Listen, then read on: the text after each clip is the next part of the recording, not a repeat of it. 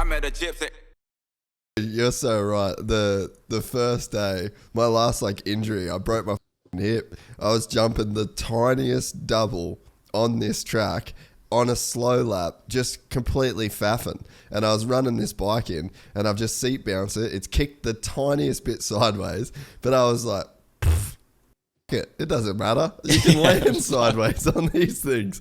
Brand new bike was stiff as a board, and the thing has just taken me for an absolute ride. And then I just got unlucky with the fence that was there, so then I've had to turn away from the fence and gas thing to get away from this fence, and then it stepped out on me, and then I've hit a lip, and I've just, this tiny little crash turned into a huge yard sale that broke my hip. But it was exactly what you said, because I was just like, sideways, this doesn't matter. I fucking land sideways off every single jump, and the bike's always fine.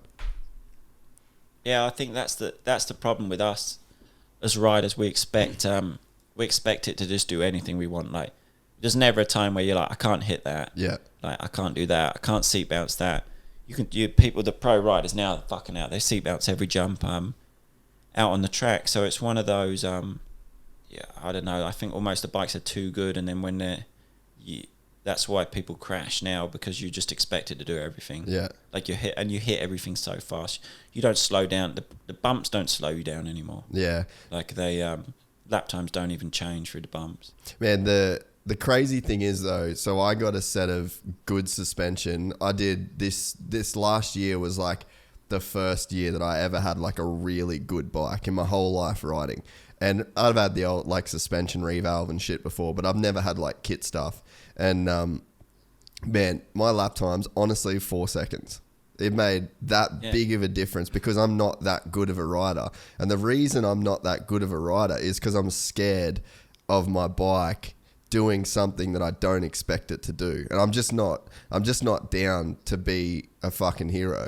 And so it's like I got good technique. I know how to ride a bike. All the fundamentals are there. But if I'm like even the tiniest bit scared of my bike doing some weird shit that I'm not fucking ready for, then I'm just not going to send it. And so I got this stuff from MX Tech in the US, put it in my 125. I got those PHDS clamps, like the rubber mounts. You pretty much run those with the X-Trigs. X-Trig, I think. Yeah, and then I got the WP factory edition clamps. Mate, I could just feel my bike. I could feel the front end. I could feel like on my 350 stock, there's crashes. I've had that many crashes last year where the front just went, and I'm like, the fuck did you do that for? Like, why, man? And then you get up and you want to kill, like exactly what you said. I just like want to fucking ghost ride the thing into the fence. And then I got onto this bike, and like you land on something sort of turning in, there's bumps there, but you've actually got flex to the point where a rider like me can feel it, and then it goes a little bit and then you can catch it. So it gives you like an orange light instead of just red light on your face. You're done. And I honestly can't believe the difference that it made. And I want to say to just any rider, like, go find a company like K-Tech, go find a company like MX Tech in the state, spend the money on some good shit that you can keep in a bike for a few years, because like the difference that it made to like just my confidence level. I rode the last time I rode at home before I went away was on the 125 at my mate's grass track. And it's just like, you know how the grass track gets kind of like that clumpy, rough everywhere, like unpredictable sort of shit. And I've never felt better on a bike in my life. And I was accelerating at the start of turns. Like, I'm normally just waiting to get through it safe before I fucking get on the gas. So I just think that there's such like a fallacy out there where it's like, if you're slow, you don't need good suspension. But in my opinion, after having that bike, it's like, mate, spend everything that you can to get your bike feeling as safe as a house. Because it makes the biggest difference, dude. It does. Some days I have riders come to my schools and I'm trying to teach them everything to go around a turn. So I'm like, you stand here, you sit here, like you got your body position here. And then I'm just in my head thinking, fuck, you've got no chance of getting around that corner, like with your bike. Like you've just got no chance. And they come in and the front pushes and I'm just like, they're like, I just can't get around it. And I'm like, no, you're not going to be able to get around it. Like, your bars are here. Like, for one, they're so tall. Like, your seat's here.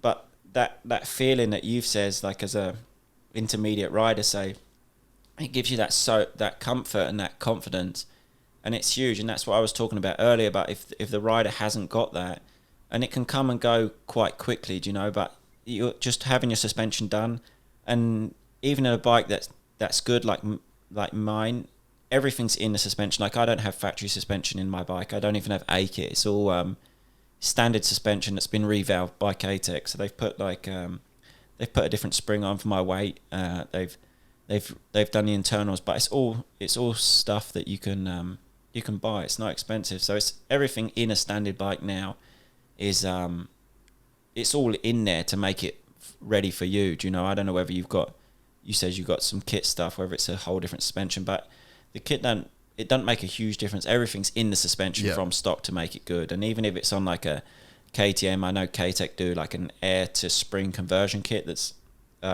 unbelievable, the people that have rode that. So, and that's not expensive. So everything's in a bike now to make it good, but just a few clicks and a few setup from someone that knows what they're doing makes the world of difference. Like, the world of difference on a bike, because you can go from wanting to chuck your bike down the track to like you said, going, fucking hell, I've not crashed, like, I'm not tucking the front.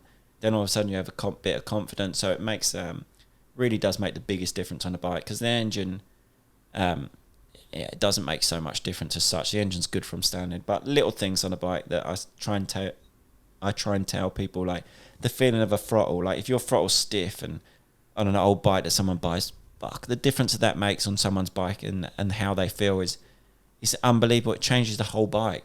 So it's little things and getting comfortable, that make the world of difference to someone going out and riding on the weekend. Like, exactly what you said, like 4 seconds, but you're 4 seconds faster, and you're so much more comfortable doing it, and you're so much you're having so much more fun at the same time. Yeah, and the problem is, and I mean, I don't know whether it's the same in the UK, but in Australia, it's like people are hanging shit on you if the boys do hang shit on me because I'm just fucking with my bike all the time, and it is a bit of a joke at this point. But like, I remember growing up, my dad would be like, "Just fucking ride it, you know, you're not fast enough to get this, and you're not fast enough to get that." But like, fucking, it's almost like they're trying to change the stigma around it, you know, because it feels like... Yeah, but there is a limit. Like, you can't... Someone that goes to every track and they've got their fucking suspension out, I just think, what are you doing, mate? You haven't got a clue, like, what you're doing. Like, you're just going round and round in circles. So there's I don't make many changes on a bike. Like, once I've got my bike, I'm like, that's good. It's one click on this track.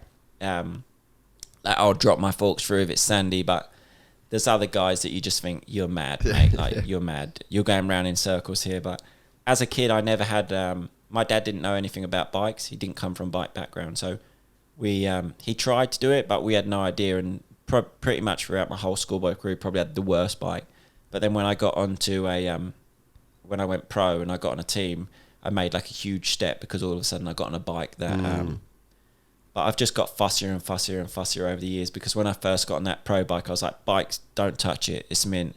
And now it's like, you sort of know what you want. Like I was talking about earlier, like, you get a little bit older, you're not as wild anymore, you want everything right, and then when it's right, then you can go that speed. But until then, you're like, well, I'm going fast, but if I'm not comfortable to go any faster, sort of thing. Yeah, that makes sense. Well, I think that, you definitely shouldn't be, as the average dude, fucking with your bike for like the track, but you need to have your bike to where you feel comfortable on it, you know. And it's such a hard one though, because I've thought about it. Like, even with I got the KTM 350. That's like my daily driver, and you just don't know what's good until you've almost got to ride other people's bikes that are good to kind of know. I rode all last season with a clutch that was fucked. So I was having my problems in turns because my clutch wasn't working properly. But I didn't know. Like, I don't know. No, people don't know. It's like if we went to a different sport, or for me, if I went to road racing, for instance, I've done it a couple of times, but I don't know what's good, what's bad. Like, I just ride a bike that's been given to me. Yeah. Like, you ride that one today. I'm like, yeah, jump on a track bike. Like, I haven't even thought about setting my lever or my handlebars in what position, because I don't know. Yeah. And a lot of the people that are coming to the sport are new or ride once every year, like you just generally don't know what's good and what's not good, and or what feels good for them. That's why sometimes when people come on one of my little days, I'm like, just pull your handlebars back. Yeah. Or they've got like these handlebars where I've never seen before. I'm like, where have you got these from? Like, fuck, just go buy a set. Or like, I was like, just put a set of normal bars on, and honestly, and he'll be like, well, why? What would that do? And I'm like, you'll just feel it, mate. Just pull them back a bit. It don't matter what to do. It'll just be better. But it's one of those things. People don't know what's good and what's bad. The same as I went to a different sport, I wouldn't know. Yeah. If I was driving a car, or I wouldn't have a fucking clue where I should have my steering wheel, or if I should have it high or low, or if I'm on a road bike, where my body position should. It's just one of those things you have to learn, and the more you ride, and I guess not study it, but in motocross you take a bit of notice and acknowledge a bit with how it should be done. It'll make your life a lot easier. But then at the same time, people are like, I just want to go to the track, ride every couple of weeks, enjoy it. So it's one of those where you don't want to get too wrapped up when you're changing your bike for a track. But if you're comfortable, you're going to enjoy it more. But yeah, it's like it's one of those things. If you don't know, you don't know. If you enjoyed this content, please like and subscribe. And to listen to the full 3-hour podcast, search Gypsy Tales in your favorite podcast platform or click the link in the description below. Gypsy Gang.